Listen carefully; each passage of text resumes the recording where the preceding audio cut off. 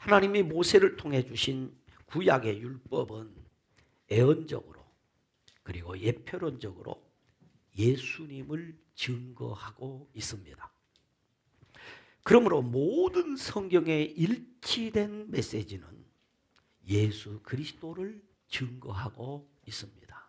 그래서 예수님께서는 요한복음 5장 46절에 모세를 믿었더라면 또 나를 믿었으리니 이는 그가 내게 대하여 뭐 했음이라? 기록하였음이라. 그러니까 모세가 기록한 모세 율법이 누구를 가르친다는 얘기입니까? 예수님을 가르친다는 거죠. 모세의 모든 기록, 즉 율법은 모두 예수 그리스도를 증거하고 있다라고 그랬어요.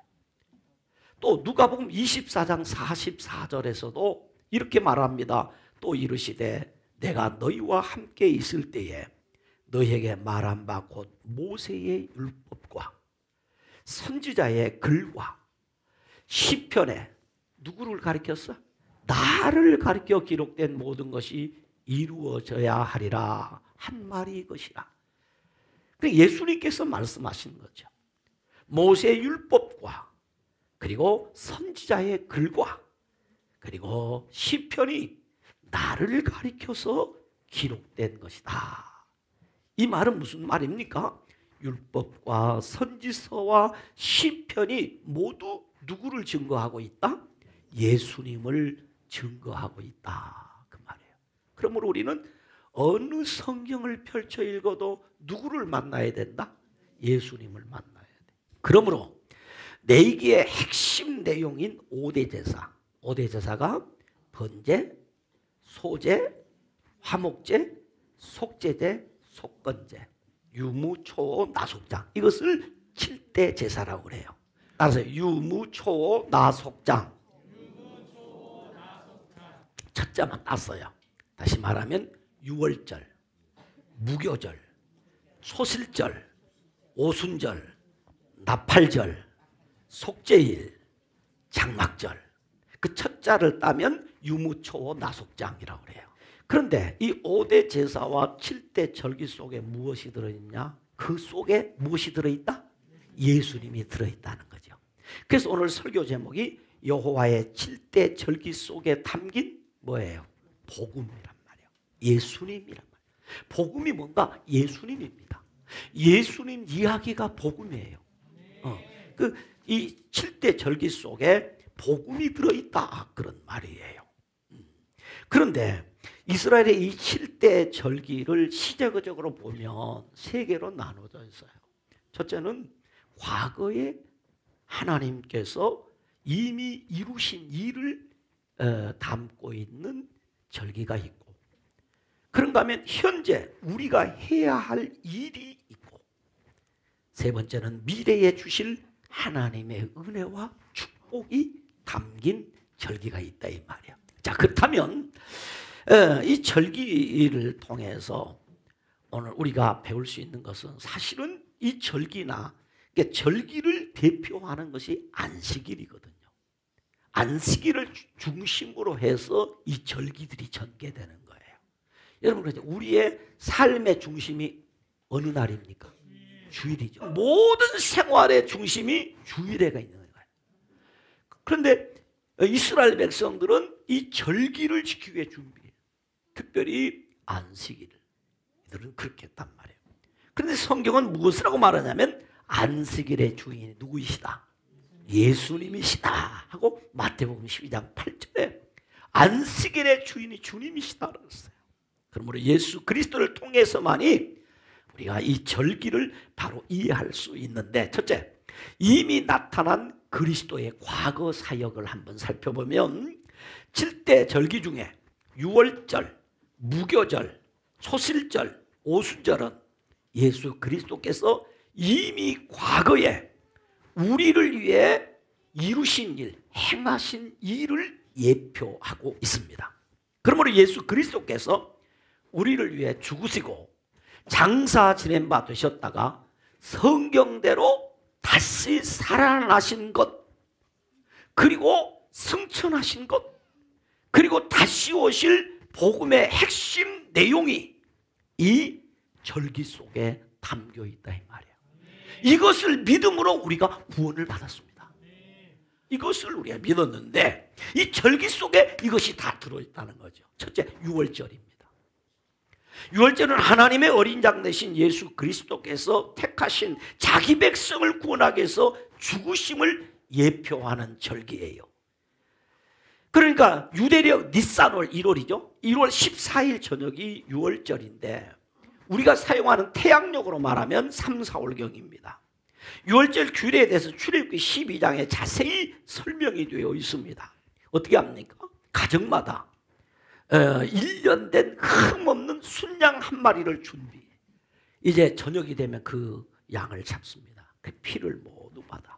그래서 그 피를 받아서 어떻게 했냐? 그 양의 피를 우슬초에 발라가지고 그 집에 들어가는 그 문설주와 임방에 바르고 고기를 구워서 무교병, 누룩이 들지 아니하는 그 떡과 함께 쓴 나물과 함께 온 가족이 그 고기를 다 먹는 거예요.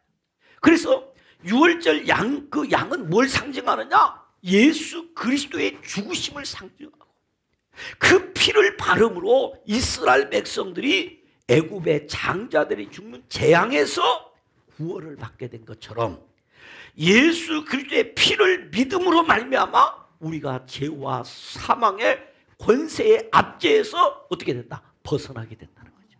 자유케 된다. 저와 여러분이 예수 그리스도의 피로 말미암아 구원을 얻었어요. 죄에서 자유함을 얻었어요. 지옥과 마귀의 권세로부터 해방된단 말이에요. 그래서 나의 죄를 씻기는 뭐밖에 없어요? 예수의 피밖에 없네. 바로 이 유월절은 예수 그리스도의 십자가에 죽으시는 그 보배로운 피를 믿음으로 죄와 사망에서 해방되어 하나님의 자녀로 살아갈 수 있게 된 것을 기념하는 절기가 바로 유월절이란 말이에요. 그러니까 이 유월절은 그 당시 유월절 지킬 때는 아직 예수 그리스도의 죽으심을 몰랐어요. 그런데 이것을 통해서 계속해서 이스라엘 백성들에게 뭘 가르쳤느냐? 앞으로 오실 하나님의 어린 양의 피로 우리가 죄에서 자유를 얻게 된다. 그 피를 믿음으로 구원을 얻게 된다. 이것을 알게 했단 말이에요. 그래서 신약의 예수님이 오셔서 십자가에 피 흘려 죽으심으로 그 피를 믿는 저와 여러분들이 죄에서 자유를 얻고 사망에서 자유를 얻고 우리는 하나님의 자녀로서의 삶을 살게 되었다. 믿으시기를 주님의 이름으로 축원합니다. 두 번째 절기가 무교절인데 무교절은 니산월 14일 절부터 그러니까 유월절을 지낸 그 다음 날부터 일주일 동안 이 절기를 지키는데 이때는 누룩 없는 떡을 먹는 거예요. 누룩 없는 떡을 먹는다는 얘기는 여러분요, 누룩 없는 떡은 맛이 없어요. 여러분 빵이 맛있죠? 왜 맛있냐? 누룩이 들어가 있기 때문에. 이 누룩이 들어가면서 어떻게 했어요? 발효가 됐단 말이야. 그래서 맛있는 거잖아요. 그러니까 누룩이 없다. 이 누룩은 죄와 부패를 의미해요. 그러니까 무교절을 지킨다는 것은 성도들 입장에서는 죄에서 벗어나 거룩한 삶을 산다는 의미고 예수의 보혈의 보배로운 피로 깨끗함을 받았으니 이제 어떻게 살아야 돼? 깨끗하게 살아야 되죠. 성결하게 살아야 돼. 죄와 멀리하고 살아야 된다. 그런 의미가 담겨 있고 그리스도를 중심으로 해석을 하면 예수 그리스도는 부패하지 않으신다. 다시 말하면 예수님은 유월절에 어린 양이 되어 우리를 죽으셨지만 그 보배로운 피가 우리를 썩거나 부패하지 않게 하신다. 그 피를 믿으면 여러분 다시 말하면 예수 그리스도의 보혈의 피는 또다시 우리를 죄에서 건져낼 필요가 없이 완벽하게 누룩이 들어가지 않은 무교천병과 같이 우리를 또다시 죄의 사슬로 내어주지 않는다. 다시 말하면 예수의 피로 씻음 받은 사람은 다시는 죄의 책임을 묻지 않으신다. 아멘. 그래서 예수 그리스도를 한 번 믿음으로 영원한 구원을 보장받은 것입니다. 내 마음과 감정이 어떠하든지 상관없이 나는 예수를 믿음으로 말미암아 영원한 속죄를 받아서 우리는 또다시 누룩의 영향을 받지 않게 되었다, 그 말이에요. 그러므로 이 무교절을 통해서 우리가 깨닫는 것은 우리는 또다시 죄악의 사슬로 들어가지 않게 되었다. 완전히 벗어났다. 그러므로 우리는 예수의 피로 정결한 사람이 되었음을 확신해야 한다. 초실절은 그리스도의 부활을 예표하는 절기입니다. 자, 유월절은 예수 그리스도의 죽으심을 예표한다면, 무교절은 예수 그리스도의 속죄의 유효, 그 효과를 얘기한다면, 초실절은 예수 그리스도의 부활을 말한단 말이에요. 레위기 20장 10절로 11절로 이스라엘 자손에게 말하 이르라. 너희는 내가 너희에게 주는 땅에 들어가서 너희의 곡물을 거둘 때에 너희의 곡물의 첫 이삭 한 단을 제사장에게 가져갈 것이요, 제사장은 너희를 위하여 그 단을 여호와 앞에 기쁘게 받으심이 되도록 흔들어 안식일 이튿날에 흔들 것이며 라고 했어요. 안식일 이튿날 곧 주일이죠. 흔들라 그랬어요. 이스라엘 백성들이 보통 10월에서 11월, 그러니까 10월 중순에서 11월쯤에 뭐를 하냐면, 아마 우리 한국에서도 옛날에 시골에서 모종 농사를 하실 때는 다 경험하죠. 10월 달 되면은 이제 가을 거지를 다 하고 뭐 해요? 보리 뿌리죠. 밀 뿌리죠. 뿌려놓으면 12월쯤 되면은 싹이 많이 나오면 큰일 나요. 왜요? 얼어 죽잖아요. 이제 그때 뭐 하느냐면 이 보리와 밀이 땅에 뿌리를 내립니다. 뿌리를 쫙 내려요. 그래서 이제 봄이 되면 이 뿌리가 싹이 나오죠. 좀 이런 것은 겨울에 싹이 났다가 얼어 죽는 게 대부분이야. 그러니까 조금 얼어 죽을 똥 말똥 요만큼 나와요, 싹이. 우리나라도 그렇고 이스라엘도 그렇고. 이렇게 어렵게 해서 이제 첫 열매를 거둡니다. 겨울을 이겨낸 첫 열매를 거둬. 그런데 여러분, 보리와 밀을 심어놓으면 보리가 먼저 익습니까? 밀이 먼저 익습니까? 보리가 먼저 익어요. 밀이 나중 익어. 그러면 보리를 다 쏘아가면 첫 번째 그 잘 익은 첫 열매죠. 그걸 다 가지고 한 단을 배 가지고 와서 누구에게 가져가? 제사장에 가져가는 거예요. 그럼 제사장 그것을 흔들어 요제로 하나님 앞에 드리는 절기가 초실절이에요. 뭐하고 기뻐한다? 드리고 기뻐하는 거예요. 왜? 첫 열매를 맺었구나. 첫 열매. 그러면 나도 이제 열매가 되겠다 이거죠. 첫 열매. 왜? 예수 십자가 보혈로 나는 죄 쓰심 받고 영생을 얻었고 구원을 받았고 부활에 동참할 것이라는 기대와 소망 가운데 하나님 앞에 첫 열매를 다 드리는 거예요.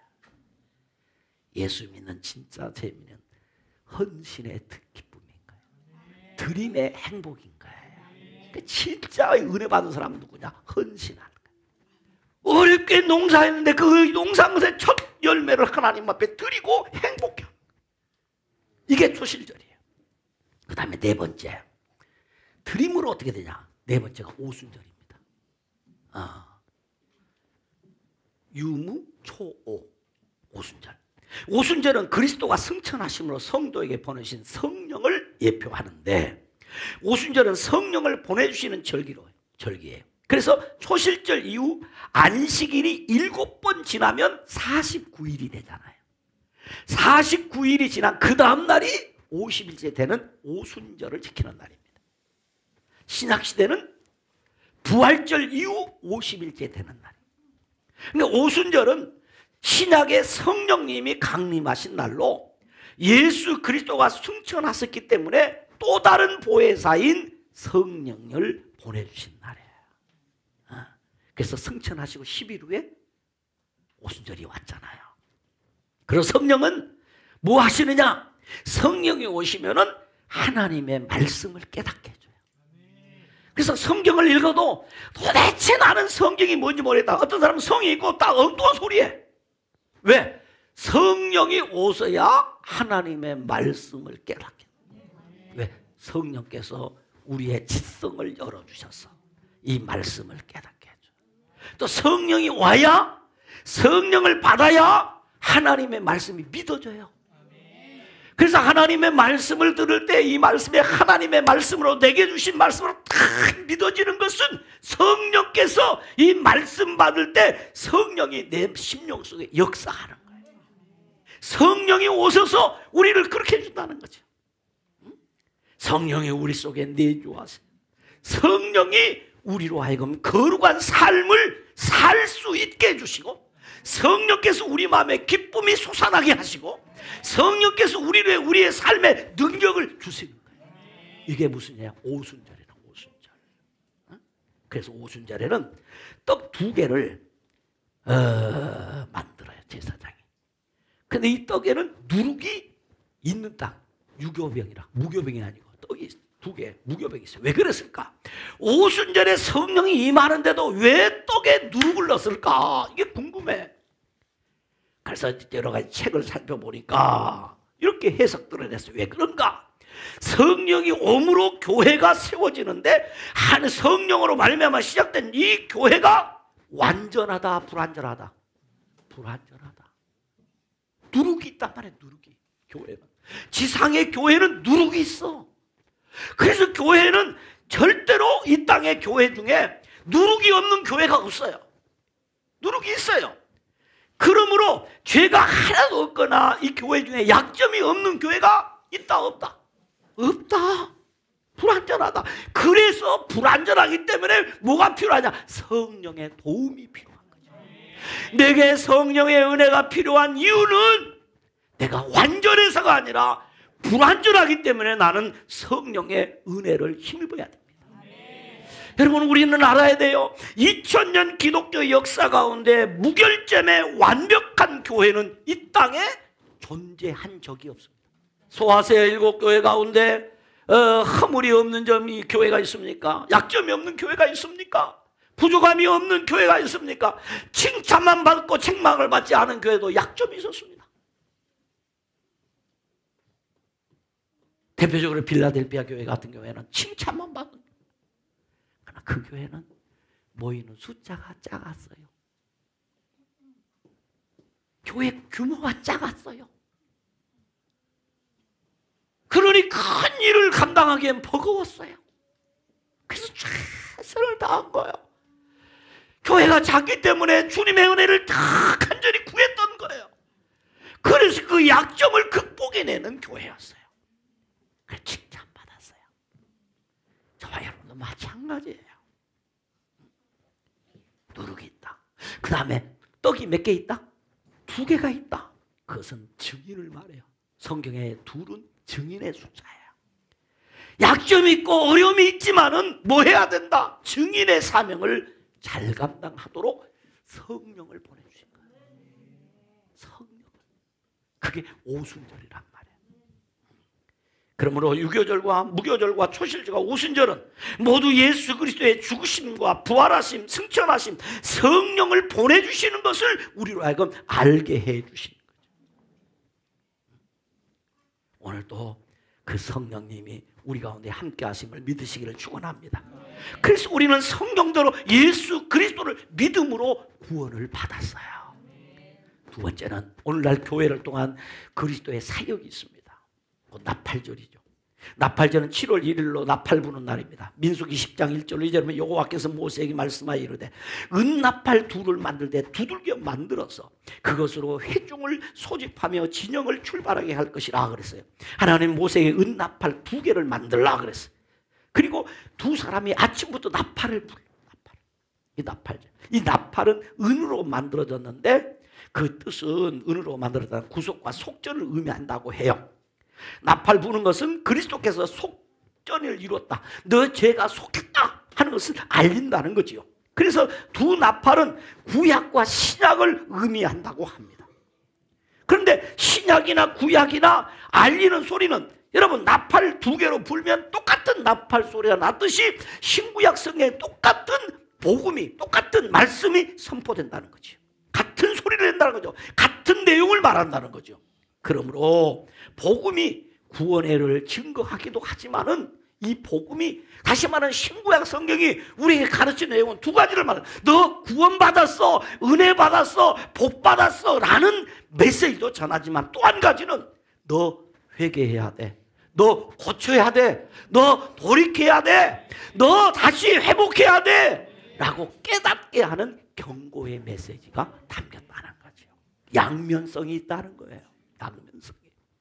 그것을 나팔절을 통해서 우리를 말게. 그래서 우리는 늘 내가 은혜 받았어 라는 그 말 속에도 나는 은혜 받았기 때문에 항상 조심해야 돼 라는 것도 알아야 돼. 나는 하나님 앞에 복 받았어 라는 것을 기억하면서도 내가 복을 받기 위해서 주님이 나를 위해 하신 일도 기억해야 돼. 2가지를 항상 기억해. 그래야 우리의 신앙의 경각심을 갖고 오늘을 살 수 있는 거죠. 절대 우리는 신앙생활 할 때에 나는 다 됐어 하면 안 돼. 나는 오늘 또 공사 중이야. 나는 오늘 또 새롭게 해야 돼. 늘 이런 자세로 오늘을 살아야 돼. 그래서 6번째는 속죄일입니다. 레위기 20장 27절에 7월 10일은 속죄일이니 너희에게 성해라 너희는 스스로 괴롭게 하여 여호와께 화제를 드리고 그랬어요. 우리가 이미 레위 16장을 공부할 때 대속죄일에 대해서 공부를 했습니다. 대속죄일이 되면 염소 2마리를 택하여서 1마리는 잡아 하나님 앞에 제사를 드리고, 이것을 제사에 드리는 양이에요. 속죄제물로 드리는 속죄양이란 말이에요. 그런가 하면 1마리는 그 제사를 집행할 때 성막 입구에 묶어놓아요. 묶어놓은 다음에 그 제사가 하나님 앞에 연락되고 난 다음에 제사장은 나와서 그 염소 머리에 안수를 해요. 이 염소를 아사셀 염소라고 해요. 그래서 이 양을 그 예루살렘 거리를 지나면서 이 백성들 가운데 지나면서 백성들이 자기 속에 있는 죄를 전부 이 아사슬 양에게 전가를 시켜요. 자기는 폭력을 많이 쓰면 이 폭력을 행사해서 내게 있는 이 폭력성을 이 아사슬 양에게 전가시키고, 욕을 많이 하는 사람은 욕을 하고 그래. 그래서 이 아사슬 양을 광야로 나가서 광야에 내버리는 거예요. 근데 이 아사슬은 그냥 내버리는 것이 아니라 모든 백성들의 죄를 짊어지고 광야에 버려지는. 그러면서 나는 내 죄를 뭐 했다? 버렸다. 누구에게? 아사슬 양에게. 이렇게 한단 말이에요. 이게 대속죄일이에요. 이 속죄일이란 말이죠. 그러므로 이제 뭐 한다? 백성들은 그 양이 가서 죽을 때, 제사 지낼 때 자기를 괴롭게 금식을 해. 왜? 내 죄 때문에 그렇다. 뭐 하라는 얘기를 지금 하고 있습니까? 그렇습니다. 더러워진 내 모습, 타락한 내 모습, 스스로 죄진 걸 괴로워하고 뭐 한다? 회개하는 거죠. 이 대속죄일을 통해서 우리는 회개하는 사람. 늘 자신을 경각심을 갖고 나는 내 자신의 신앙이 늦춰지지 않도록 이렇게 할 뿐만 아니라 하나님 앞에 항상 오늘을 어떻게 살아야? 회개하며 살아야 돼. 나는 하나님 앞에 부족한데, 나는 하나님 앞에 연약한 자인데 하나님의 은혜로 하나님이 나를 붙들어 주셨고 하나님의 능력으로 나를 붙들어 주셨다. 그러면서 하나님 앞에 회개하며 사는 거예요. 이것이 오늘 이 절기를 통해서 우리가 하나님께 받는 메시지라 그 말이에요. 결코 여러분, 나는 구원 받았습니다. 죄 용서 받았습니다.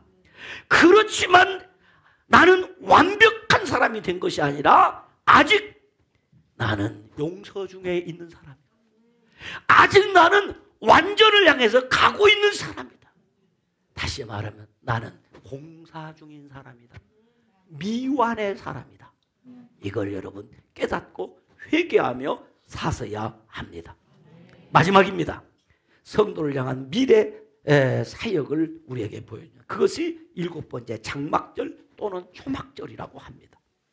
7월 15일부터 시작해서 7일간 지키는 절기가 이 장막절, 초막절인데, 그러니까 속죄일이 끝나면 축제를 끝나면 그 다음에 장막절이 열려요. 보리와 밀 추수가 끝나고 장막절이 되면 집 앞에 나뭇가지로 통풍이 잘 되도록 시원한 초막을 만들어요. 그래서 거기서 이제 볼 때 곡식을 먹지 않고 뭘 먹게 되냐면 그때는 과일이 많이 나올 때잖아요. 우리나라도 가을에 곡식을 다 거두고 이렇게 나면은 과일이 이제 많이 열리잖아요. 봄에도 마찬가지. 보리 추수를 다 하고 나면 과일들이, 봄 과일들이 다 있게 돼요. 농촌에 살아보신 다 알아요. 그때는 뭘 먹게 되냐면 쉽게 말하면 보리나 밀로 한 음식을 먹지 않고 아침에도 과일, 점심에도 과일, 저녁에도 과일만 먹는 거예요. 왜 그런가? 이유가 있다는 거죠. 왜? 요한계시록에 보면 천국에 가면 생명수 강가에 뭐가 있어요?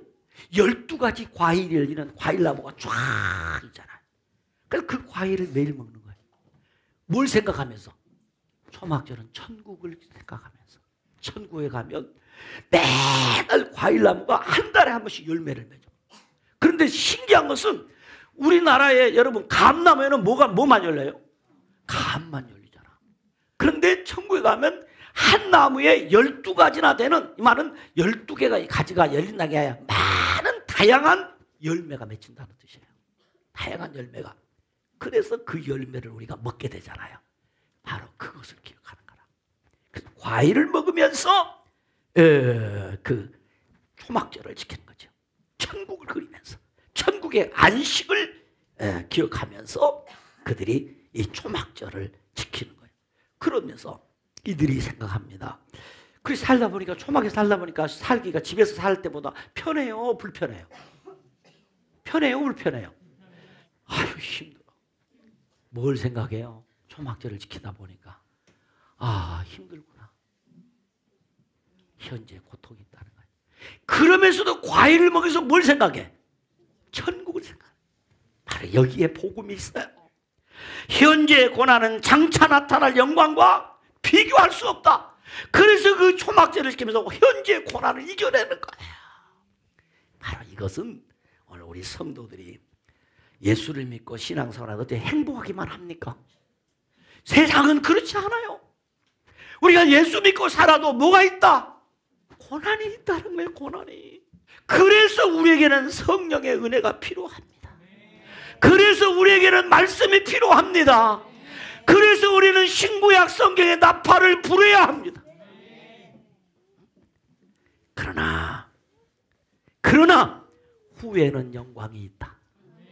할렐루야. 후에는 영광이 있다. 그것을 우리는 이 장막절을 통해서 우리에게 알려주는 거예요. 십자가 후에 영광이 있다. 그러므로 이스라엘 백성들에게 너희들이 고통스럽냐? 이 광야 여정을 지나는 것이 고통스럽지만 너희에게는 약속의 가나안 땅이 있다. 그 가나안 땅만을 바라보고 가는 거예요. 가나안 땅만. 이게 초막절이에요. 그러므로 우리는 성경대로 예수를 믿음으로 구원을 받습니다. 지난 한 해 동안 얼마나 힘드셨어요? 우리 장로님들은 장로님들대로, 권사님들은 권사님들대로 다 힘드셨지만 우리는 초막절이 있다. 나타날 영광이 있다. 갚으실 하나님의 은혜가 있다. 이걸 믿음으로 또 2024년을 새롭게 출발하는 그런 은혜가 있기를 주님의 이름으로 축원합니다. 기도합니다. 하나님 아버지 고맙습니다. 이스라엘 백성들의 광야 행진 여정 중에 함께 하셔서 은혜를 베푸신 하나님, 우리의 나그네 인생 가운데도 하나님이 함께 하셔서 우리를 죄에서 구원하시기 위해서 십자가에 피 흘려 죽으신 우리 주님 부활하시고 승천하시고 다시 오실 그 주님이 계시기에 우리는 그 주님을 믿습니다. 그 주님을 믿음으로 구원을 얻게 하신 것 감사합니다. 우리 곁을 떠나가신 주님이 우리를 위해서 보혜사 성령님을 보내주셔서 그 성령님으로 말미암아 우리가 들려주는 말씀이 깨달아지고 믿어지고 힘을 얻게 하심을 감사합니다. 아버지 하나님, 현재 고난을 능히 감당하고 이겨낼 수 있는 그 소망, 천국의 소망을 가지고 또 새해를 맞이하는 은혜를 우리에게 허락하여 주시옵소서. 자비하신 아버지 하나님, 기도합니다. 이 목장을 출입하는 사랑하는 성도들이 이 강단에 주시는 말씀을 통해서 위로를 얻고 소망을 얻고 이 말씀을 통하여서 다시 한번 아버지 하나님 새롭게 되는 은혜가 있게 하옵소서. 예수님 이름으로 기도드리옵나이다. 아멘.